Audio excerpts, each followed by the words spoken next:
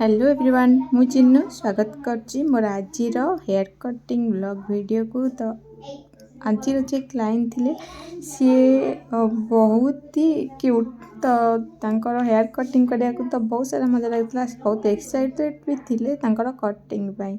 तो आम cutting start करथिलु length cutting रो। तांकर लेंथ बहुत कम काटिया थिला और लॉन्ग लेंथ सहित तांको स्टेप कटिंग भी करिया थिला। तो कटिंग फास्ट आम हेयर को भल भाव में कोम करते। तो प्रत्येक हेयर को भल भाव में कोम कर जमी गोटे भी टैंगल को रही पूरा 100% टैंगल फ्री करवा।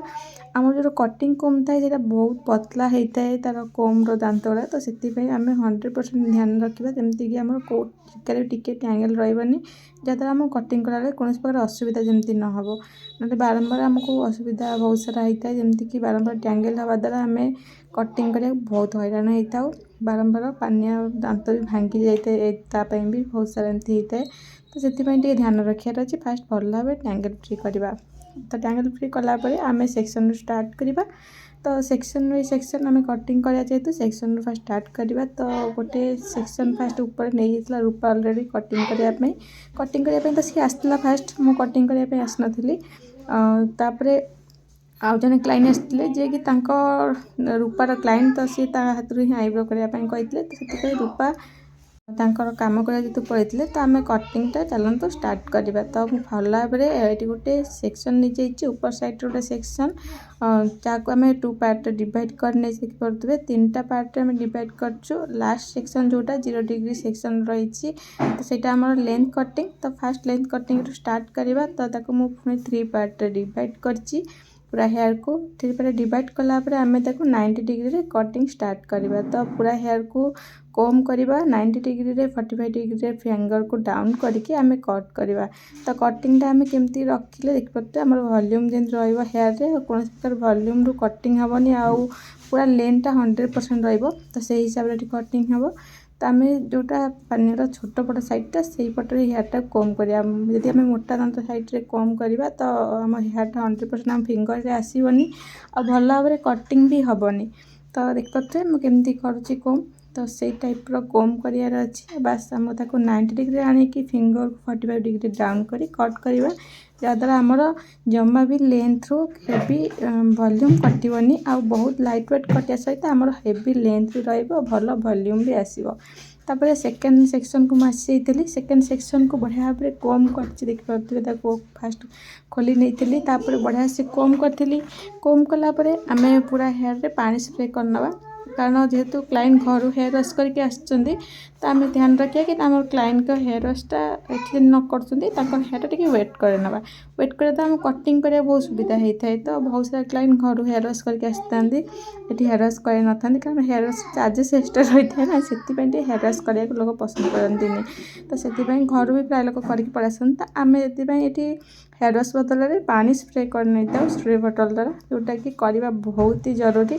बहुत कम क्लाइंट अच्छे जहाँ हेयर रे मुझे पानी वेट कैनि कारण लेंथ वॉल्यूम से टाइप थाए जमती कि बहुत ही कम वॉल्यूम हेयर से टाइप हेयर रे आम कौन करवा ना कौन प्रकार पानी स्प्रे दरकार ही ना कारण ऑलरेडी हाथ को आसी जाए से टाइप 0 वॉल्यूम हेयर। तो भल भाव में कोम करी देखिपे आमर ये हेयर 90 डिग्री ऊपर साइड रे रोचे। तो से हिसाब से आम कट करवा। तो आम ऊपर हेयर जो हेयर 90 डिग्री तो देखिए केते सारा स्टेप आसी जाइए। तो से हिसाब से आम गाइडलाइन भी मिक्स करवा। तो गाइडलाइन जो आम आड करे ध्यान रखा चाहिए आम अल्प गाइडलाइन भी आड कर चाहिए पूरा गाइडलाइन भी आड कर सेमती ना कि बाध्य सबू जाक हेयर को एकाथरे फिंगर जगह होनी आम सब जबरदस्ती सबू जाक हेयर को कोम करवा कि दरकार नहीं। देखिए मुझे कम कला किछटा हेयर खसी जाऊँगी किछटा हेयर रोचे कारण सबू जाक हेयर एका सांगे फिंगर जगह ही न था। चाहिए आप छोट गाइडलाइन भी आड करेंगे कि गाइडलाइन निश्चय आड करेंगे जोटा कटिंग करने को बहुत सुविधा होता है आमको। तो इयर साइड को आम आसीजा इयर साइड सेक्शन। तो प्रत्येक साइड्रे सेक्शन पाखापाखि 4 ରୁ 5टा हो जाऊँगी कारण वॉल्यूम हेयर अच्छी भल हेयर वॉल्यूम रही। तो हेवी वॉल्यूम जब हेयर अच्छी तो कटिंग करने को तो आमको सेक्शन अधिका ही कराया पड़ो हेयर वॉल्यूम अनुसार आम सेक्शन करें सेमती ना हेयर आम एतिकटा सेक्शन करवा माने सब हेयर से लगे सेक्शन करवा सेक्शन आम निजे हिसाब से कर क्लाइंट को हेयर रे वॉल्यूम देखिए भी करि परिबा ताबेल न जे हम एक मोटा मोटा चुटी नै जिबा और अधिका धरिकी हाथ रे कम करी कट करिया द्वारा भी हमर कटिंगटा परफेक्टली गाइडलाइन अनुसार आसी न थाए।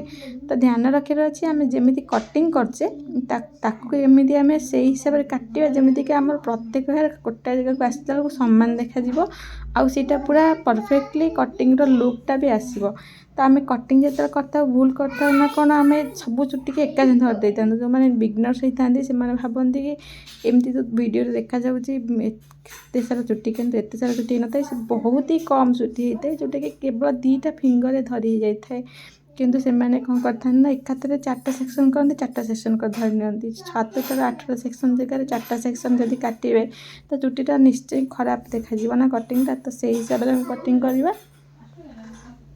तो आम आसीजा सब लास्ट सेक्शन जोटा कि आम सब फास्ट कर देखते तो फास्ट सेक्शन फ्रंट सेक्शन तो क्लाइंट को फ्रंट भी कट कराला किंतु आम से हिसाब से आम बैक साइड हिसाब से फास्ट कट करवा जमती कि बैक साइड गाइडलाइन आड करी आ पूरा हेयर 90 डिग्री कोम करके आम बैक साइड अनुसार फास्ट कट करनवा।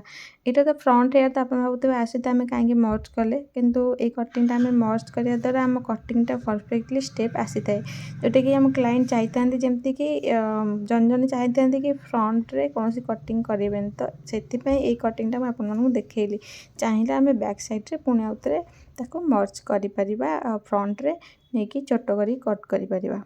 तापरे मु आउे रिचेक स्टार्ट करती तो रिचेक कला बेले मुझे 4 पार्ट डिवाइड करनी था सेक्शन को अधिका हेयर करेनि कारण अधिका करने द्वारा मत बारंबार रिचेक कला बेलू पुणी मत असुविधा होता है से मुझे 4 सेक्शन करते अलरेडी जेहतु कटिंग हो जाए हेयर एबव सेक्शन रे तो तापर ताको खाली रिचेक में हल्का हल्का छोट छोट सेक्शन न करी बड़ बड़ सेक्शन करके मुझे हल्का रिचेक करनी था। तो मुझे हेयर को 90 डिग्री कम करनी ओनली 130 डिग्री कम करी पूरा हेयर को आम कम कर नबार अच्छी फिंगर रे ताको देखते मुझे कम करके नौची बस ये टाइप रो कम करके नबार अच्छी आ पूरा हेयर को आम 130 डिग्री रे कट करवा 180 नुहे 130 180 गले लेयर्स आसीज 130 डिग्री आम रिचेक कर कारण हूँ जहाँ भी एक्सट्रा हेयर थी 90 डिग्री कटिंग पर सब बाहरी आसते स्टेप कटिंग रे परफेक्टली स्टेप विथ लेयर्स भी आसी बहुत सारा जोटा कि आम क्लाइंट को पूरा हेवी स्टेप लुक देता है। तो आजिकल बहुत सारा ट्रेंडिंग चलती मल्टी स्टेप कटिंग जोटा कि ये कटिंग द्वारा आपको बहुत भल भाव में मिलता है आउ केमिति कटिंगटा हो पार आप देखिले बहुत सहज हो पार आम पूरा हेयर को कोम करवा बस ताकू आम नवा 130 डिग्री कोम करके नवा फिंगर को पूरा सामान्य सीधा ही रखा कौन डिग्री आम डाउन करवा ना तो द्वारा आमको कौन होता है ना कटिंगटा परफेक्टली स्ट्रेट लाइन मिलता है और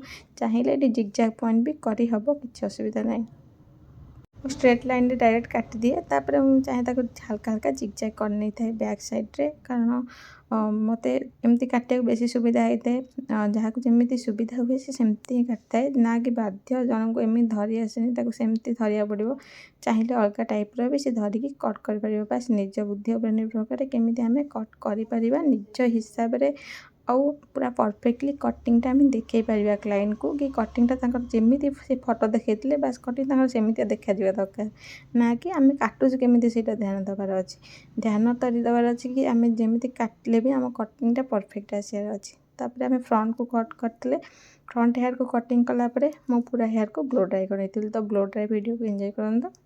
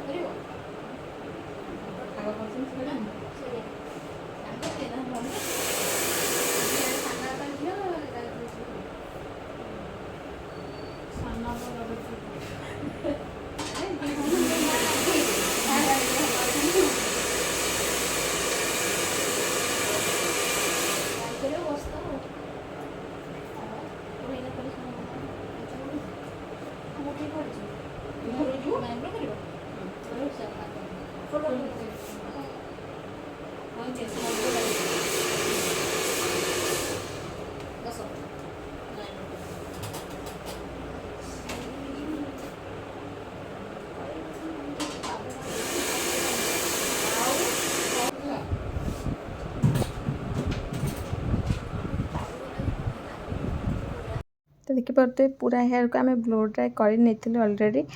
तो ब्लो ड्राए पूरा हेयर गोटे साइड्र मुझे देखी कारण वीडियो बेसी लंग हो तो वीडियो को आम सर्ट कर अच्छे तो से आम गोटे साइड्र ही वीडियो देखी था। तो अदर साइड्र सेम टेक्निक रे मु ब्लो ड्राए कर तापर बास पूरा सब हेयर को आम 90 डिग्री कम करवा।